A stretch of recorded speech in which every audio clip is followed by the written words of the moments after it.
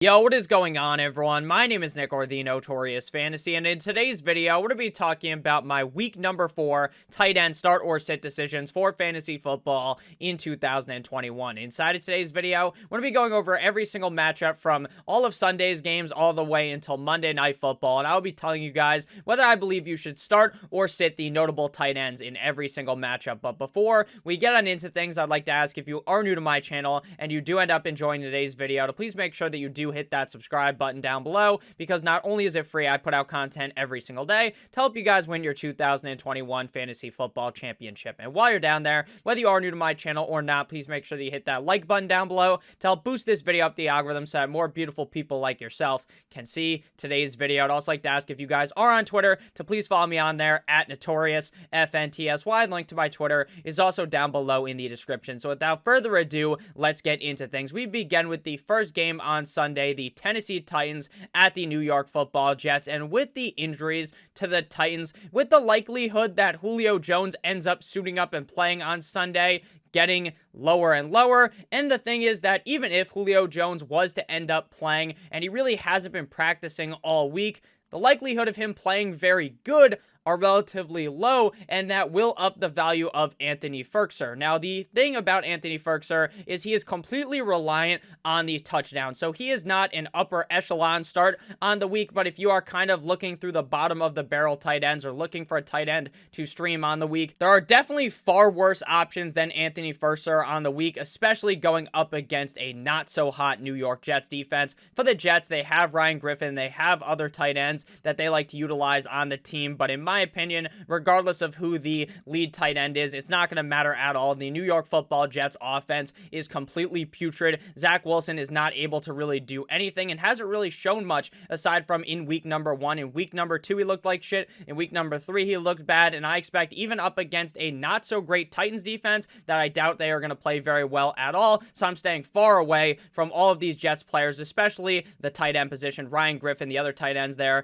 they are a no-go for me this week. Next up, we move to the Kansas City Chiefs and the Philadelphia Eagles in Philadelphia. This game is basically the complete opposite of what we were just talking about, how I kind of do not like the Jets tight ends and how I do like Anthony Firkser, but I do understand that he is a touchdown ask. He needs to score that touchdown in order to provide fantasy football value. Here we have 3 tight ends that I think you can start. Travis Kelce, obviously you drafted him inside the first round, you drafted him inside of the early second round. You're going to play him every single week regardless of the matchup. There's a couple of players in fantasy football, I talk about this a lot on my channel, that you are going to play regardless of the matchup. Christian McCaffrey, if he rolled out there in a fucking wheelchair to start on Sunday, I would play him regardless of the defense. There are just these certain players that are just so good that you got to start them regardless. This week, Travis Kelce is one of them. The Philadelphia Eagles defense is not all that amazing up against the tight end. We just saw Dalton Schultz run a train on them on Monday Night Football. So regardless of the defense, I like Travis Kelce. I like him a lot this week to potentially be the tight end number 1 in fantasy football. For the Eagles, I do prefer Dallas Goedert out of Dallas Goedert and Zach Ertz, but Zach Ertz ended up scoring that touchdown last week.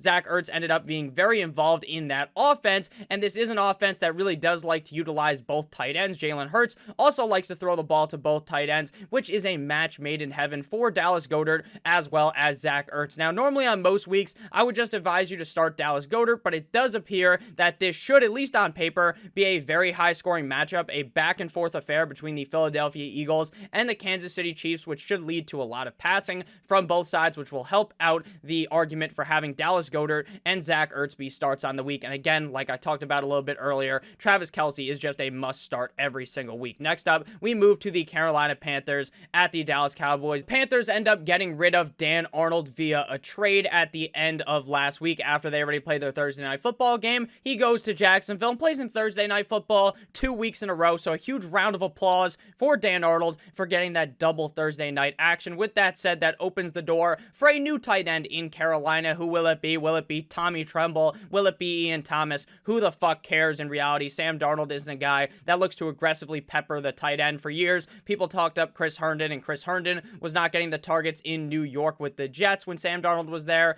when we saw Dan Arnold there, he wasn't like a focal piece of this offense, so I don't think that Ian Thomas will become that either. For the Cowboys, this is also kind of a bottom of the barrel start. We saw Dalton Schultz rock the Eagles defense last week, but I don't expect that to necessarily happen again here up against a stout Carolina Panthers defense. I will tell you to start Dalton Schultz because I feel like he is the guy over Blake Jarwin, but would I be surprised at all if Blake Jarwin outscored Schultz this week? Probably not, because this doesn't seem like there's a clear tight end one there. Based upon last week there was, but I'm just not too sure going forward if that is the situation. But hey, where we're sitting right now at the tight end position, where a lot of it is about guessing, I do believe that Dalton Schultz is a solid bet this week to potentially find his way into the end zone up against the Carolina Panthers, and that will make me want to start him on the week. And like I said, Blake Jarwin will be a sit for me because it appears that Dalton Schultz is the guy there in Dallas. Next up, we get to talk about another NFC East team in the Giants going up against the New Orleans Saints in New Orleans. In this game, we're just sitting every tight end. Evan Ingram, that guy absolutely stinks. Darius Slayton is hurt. Sterling Shepard is hurt. The whole fucking team could be hurt offensively. They could have no one out there except for Evan Ingram to throw the ball to, and I would rather just not roll out a tight end because Evan Ingram stinks. He puts some type of fucking voodoo curse onto your roster when you throw him into your lineup, despite the fact that it could be the perfect matchup where you can paint the picture Bob Ross style as to how he is going to obtain these targets in this game. I just don't like Evan Ingram. I really don't see him doing too much up against a Saints defense that has looked relatively solid this year. For the Saints, they got Jawan Johnson, they got Adam Troutman. It is complete and utter confusion. Unless the Saints rout the Giants, unless the Saints and famous Jameis eat a W Winston, steal a crab Winston, absolutely murder the New York Football Giants, I just don't expect Jawan Johnson to be ultra involved. He's basically one of those guys where he needs to score a touchdown, and the fact that they use Adam Troutman enough just really concerns me as a whole, and I don't want anything to do with this game at the tight end position. Next up, we got the Cleveland Browns at the Minnesota Vikings. I like Tyler Conklin in this game for the Minnesota Vikings. He was heating it up last week, and I believe he could do the similar thing this week up against the Cleveland Browns. This is one of the highest projected point total games via Vegas right now. It's either at 51 or 51.5 based upon the sports book that you look at, and that is going to be beautiful for a high scoring passing attack based upon what Vegas thinks about the game. That's also what I think about the game. The Vikings offense is on fire. Kirk Cousins has been liking that all season long. He's been playing unreal, basically. Just something I've never seen Kirk Cousins do in his life, except for back when he was in Washington with the football team. Back then, he was really good, but in Minnesota, he's kind of just been a handoff machine. But last year, or not even last year, I'm talking about just this year, he has looked so amazing. Tyler Conklin is a vital part of this offense. The biggest worry here is that they have like 5 vital key parts of the offense. They have Justin Jefferson. They have Adam Thielen. They have Dalvin Cook, who's likely to suit up in that game. They have KJ Osborne. They have Tyler Conklin. So they have a lot of options to throw the ball to, but if Conklin is able to find his way into the end zone, they're going to be quite excited to have started Conklin on the week. And for the Browns, they just want to use David Njoku too much for me to want to start Austin Hooper. Now, if Hooper finds the end zone, he'll be worth it in this game. But with how much they kind of have a carousel at the tight end position, I just do not want to trust this weekly. Next up, we get the Detroit Lions at the Chicago Bears. And speaking of a carousel, we have a carousel at the quarterback position with the Chi-Town Bears. Will it be Justin Fields? Will it be 9-inch Nicholas Foles? Or will it be Andy Dalton? Maybe Mitch Trubisky will get traded from the Bills to the Bears, and he'll end up starting in this game because it seems like Matt Nagy has no fucking idea what he is doing. If he does not play Justin Fields on Sunday, if he rolls Andy Dalton out there, who is clearly banged up to play up against the Lions, that motherfucker should be fired instantly. If this game was in Detroit, I say you just leave him in Detroit after the game and tell him to ride the bus home or something, because he does not deserve to have a job anymore. That guy is the definition of incompetence. If you look up incompetence in the Merriam-Webster dictionary, is that what it's called?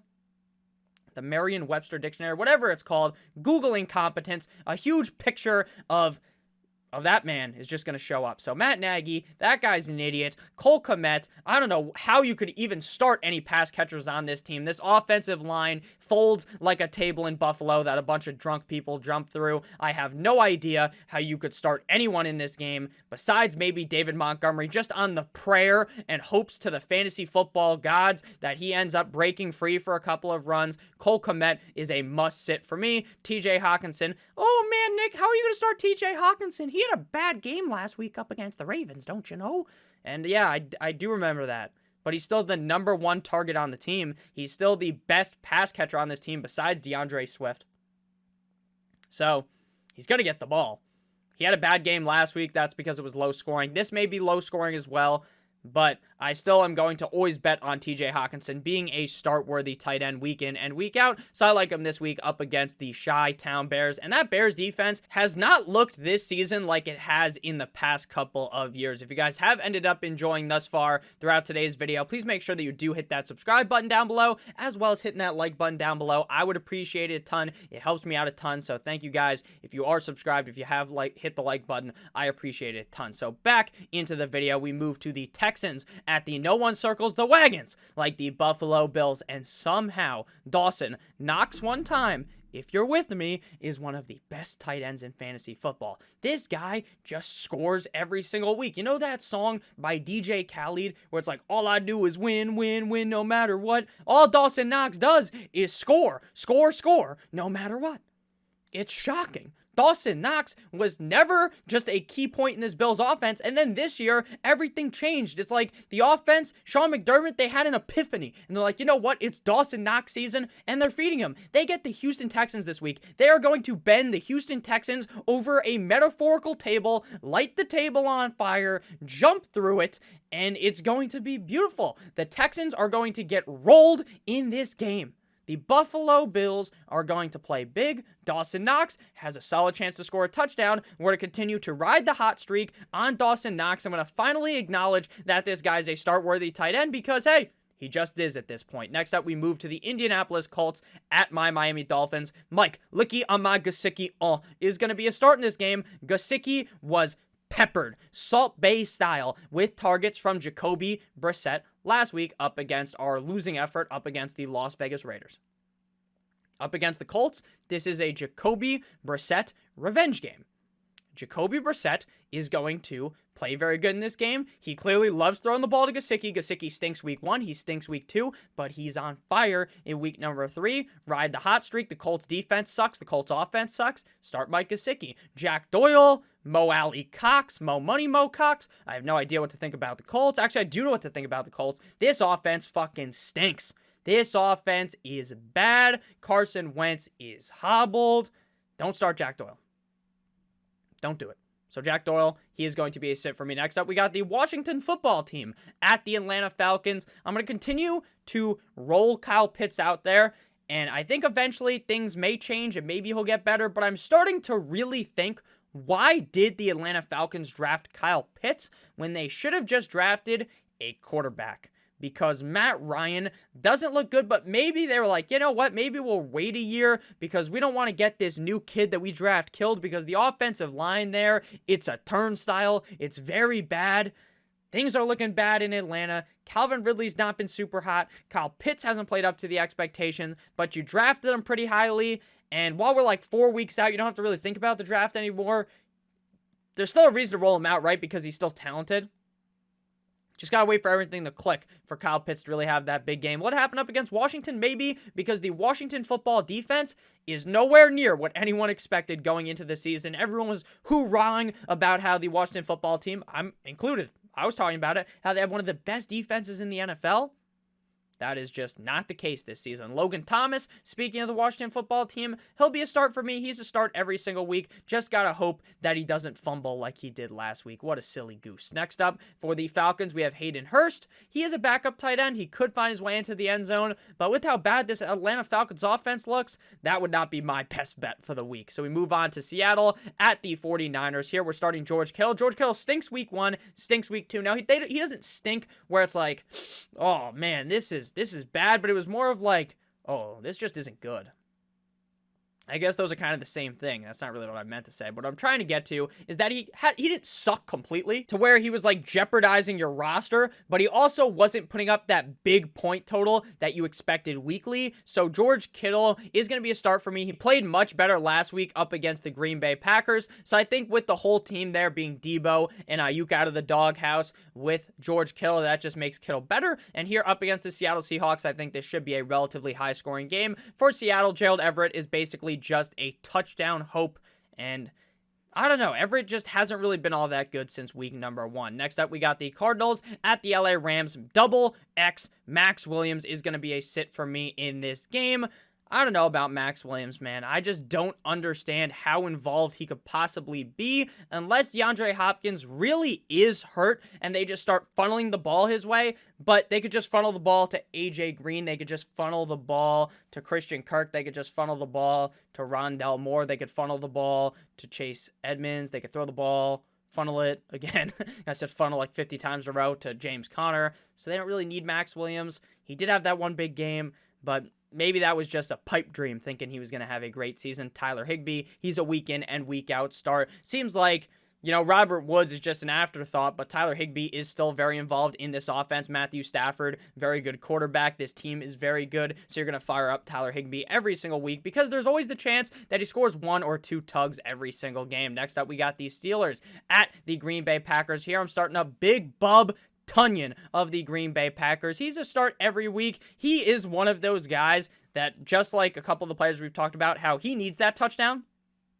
He needs that tug worse than Robert Kraft at a massage parlor. But at the end of the day, Robert Tunyon and the Packers, they get tugs. They're scoring touchdowns. They're scoring these tutties. And if that is the case, which it should be against the Steelers, I like Tunyon, but this week up against the Steelers, it's not the greatest matchup, so he's not necessarily a guy that I would dub as a must-start player on the week. Pat Freiermuth appears to be the lead tight end in Pittsburgh, passing up Eric Ebron.